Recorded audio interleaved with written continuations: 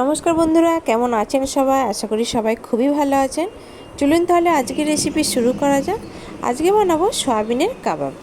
তো আমি নিউট্রিলার সয়াবিনটা নিয়েছি। আপনারা যে যেটা পারেন, সয়াবিন যেটা পছন্দ করেন সেটা নিতে পারেন। তো প্রথমে আমি কিছুটা পরিমাণ গরম জল নিয়েছি বাটিতে। তো গরম জলের মধ্যে বেশ কিছুটা পরিমাণ সয়াবিন আমি কিছুক্ষণ ভিজিয়ে রেখেছিলাম। তারপরে সয়াবিনটা জলটা ছেঁকে নিয়ে আমি একটা মিক্সার জারের মধ্যে দিয়েছি। মিক্সার জারের মধ্যে অল্প করে একটু জল দিয়েছি, খুব বেশি কিন্তু জল আমি দেবো না। আর এটা যখন পেস্ট করতে হবে সেটা কিন্তু ধীরে ধীরে খুবই একবার পেস্ট করব, তারপর আমি বন্ধ করব, আবার একবার দেবো, তারপর আবার বন্ধ করবো, নাহলে কিন্তু এটা নষ্ট হয়ে যাবে। সেই জন্য ধীরে ধীরে এটা কিন্তু আটকে যাবে খুবই। তো দেখুন আমি এইরকমভাবে পেস্ট করেছি। তারপর একটা পাত্রের মধ্যে এটাকে ঢেলে নিয়েছি। এর মধ্যে এবারে একে একে সব মশলাগুলো আমি মেশাতে থাকবো। তো তাহলে দেখতে থাকুন ভিডিওটি প্রথম থেকে শেষ পর্যন্ত, সবাইকে কিন্তু দেখার অনুরোধ করব। প্রথমে বেশ কিছুটা পরিমাণ বেরেস্তা নিয়েছি। এখানে আমি একটা বড় সাইজের পেঁয়াজের বেরেস্তা বানিয়েছিলাম। তারপরে আমি এর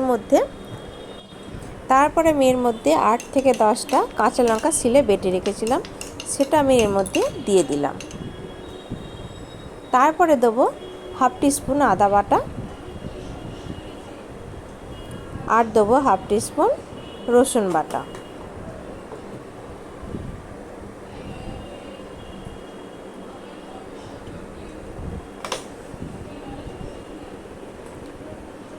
তারপরে এর মধ্যে কিছুটা পরিমাণ ধনেপাতা দিয়ে দেবো।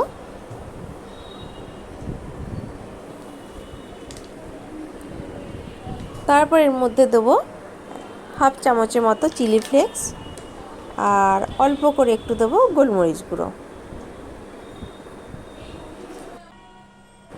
তারপর এর মধ্যে স্বাদ মতো লবণ দেবো, আর দেবো অল্প করে একটু কেওড়া জল, আর দেবো এটাকে বাইন্ডিং করার জন্য আমি এখানে গণেশের ছাতু নিয়েছি। তো আপনারা অন্য কোম্পানিরও চাইলে ছাতু নিতে পারেন, তবে এটাকে দিতেই হবে, নাহলে কিন্তু এটা বাইন্ডিং করা যাবে না, ছিঁড়ে ছিঁড়ে যাবে। তো আমি এখানে 4 চামচে, বড় চামচে 4 চামচ মতো ছাতু দিয়েছি এর মধ্যে।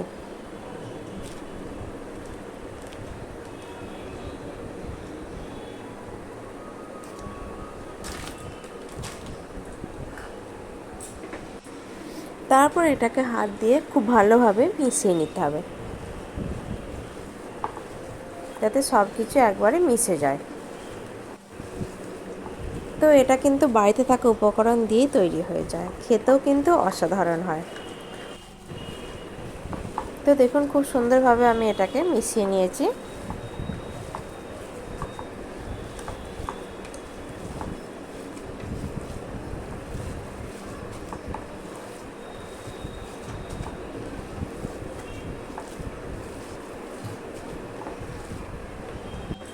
তারপর এদিকে একটা প্লেট নিয়ে নিয়েছি কাবাবগুলো বানিয়ে রাখার জন্য। এদিকে আমি ফ্রাই প্যানটা বসিয়ে দিয়েছি গ্যাসের ওপরে। তারপর এর মধ্যে অল্প করে একটু ঘি দিয়ে দিলাম, ঘিটা খুব চারিদিকে ছড়িয়ে দিলাম। তারপরে সয়াবিনের কাবাব আমি অল্প অল্প করে গড়ে নেব। সেই জন্য প্রথমে অল্প করে হাতের মধ্যে একটু করে সাদা তেল নিয়ে নিয়েছি, যাতে সয়াবিনের কাবাবগুলো গড়তে সুবিধা হয়। প্রথমে অল্প কিছুটা নিয়েছি, তার সেটাকে খুব ভালো করে একটু গোল করে নিতে হবে। তারপর হাতের সাহায্যে দেখুন এভাবে গোল করে নেব। একটু মোটা মোটা হবে, খুব একটা পাতলা হবে না। দেখুন এইভাবে কাবাবগুলো আমি একটা একটা করে গড়ব।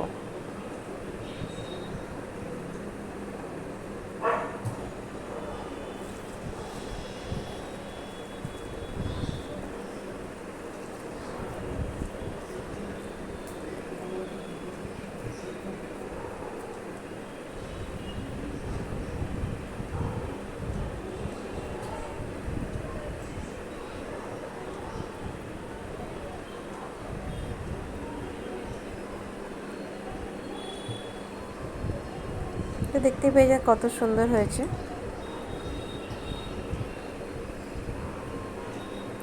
অল্প অল্প করে বানাবো আর অল্প অল্প করে আমি ভাজতে থাকবো, কারণ এগুলো ভাজতে অনেকটা টাইম লাগে। তো ঘিটা আমার প্রায় গরম হয়ে গেছে, তার মধ্যে আমি অল্প অল্প করে কাবাবগুলো দিয়ে দেবো একটা একটা করে। এটা কিন্তু ভাজতে হবে একদম লো হিটে, না হলে কিন্তু একদিকটা ভাজা হয়ে যাবে আর একদিকটা ভাজা হবে না, ভেতরটা কাঁচা থেকে যাবে, ভালো লাগবে না খেতে। সেই জন্য এটাকে প্রথম থেকে একদম আপনাদেরকে কিন্তু লো হিটে ভাজতে হবে, একটু টাইম নিয়ে এটাকে ভাজতে হবে।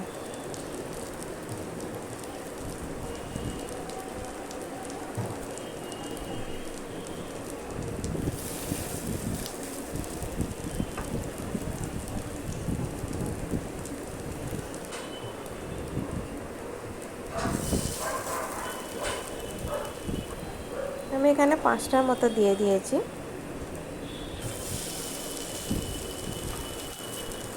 একদিকটা হয়ে আসলে তারপরে উল্টাতে হবে কিন্তু এটাকে।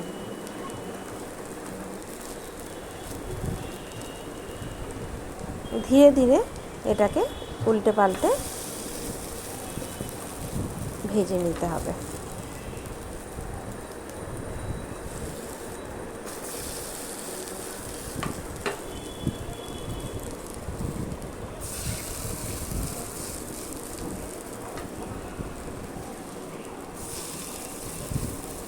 তো দেখুন একদিকটা আমার কত সুন্দর ভাজা হয়ে গেছে।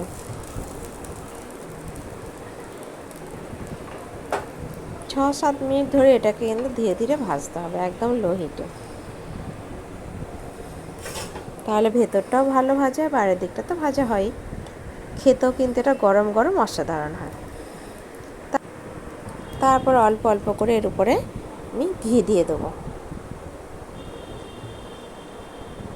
এটা কিন্তু পুরোটাই ভাজবো আমি ঘি দিয়ে, অল্প অল্প, খুব বেশি ঘি লাগে না কিন্তু এতে।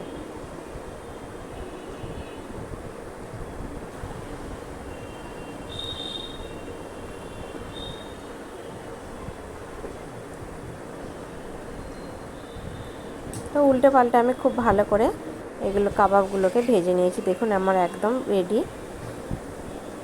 তো তারপর আমি এগুলোকে তুলে নেবো, তুলে নিয়ে আমি আর একবার দিয়ে দেবো।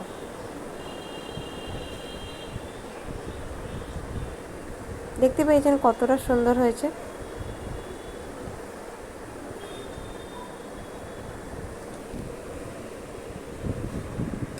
এটা গরম গরম সসের সাথে স্যালাডের সাথে জাস্ট অসাধারণ লাগে খেতে।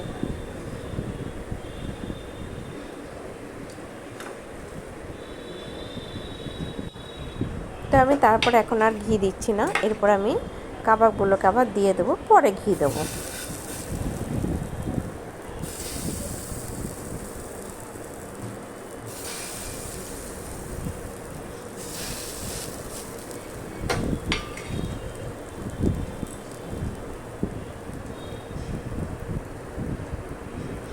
তারপর আমি অল্প করে এর মধ্যে আবার ঘি দিয়ে দেবো।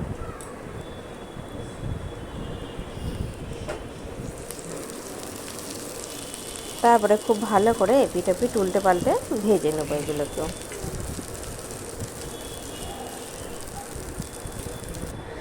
দেখুন তারপরে আমার খুব ভালো করে এগুলো ভাজা হয়ে গেছে, তো তুলে নেবো এগুলোকেও।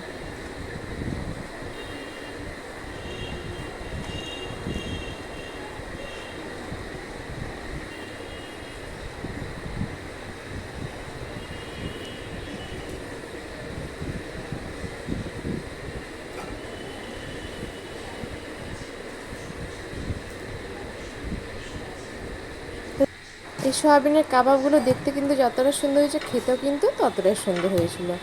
গরম গরম খেতে তো অসাধারণ। তো জুলিয়ান করে আমি স্যালাড কেটে নিয়েছি, তার সাথে নিয়েছি টমেটো সস। তো এর সাথে দুর্দান্ত খেতে লেগেছিলো। তো আপনারা সবাই প্লিজ বাড়িতে একবার বানিয়ে দেখবেন কেমন লাগে। তো এই সয়াবিনের কাবাব রেসিপিটি কেমন লাগলো, যদি ভালো লেগে থাকে অবশ্যই কিন্তু একটা লাইক করবেন, কমেন্ট করে জানাবেন কেমন হয়েছে। তো আমার এই চ্যানেলটিকে সাবস্ক্রাইব করে দেবেন। ধন্যবাদ।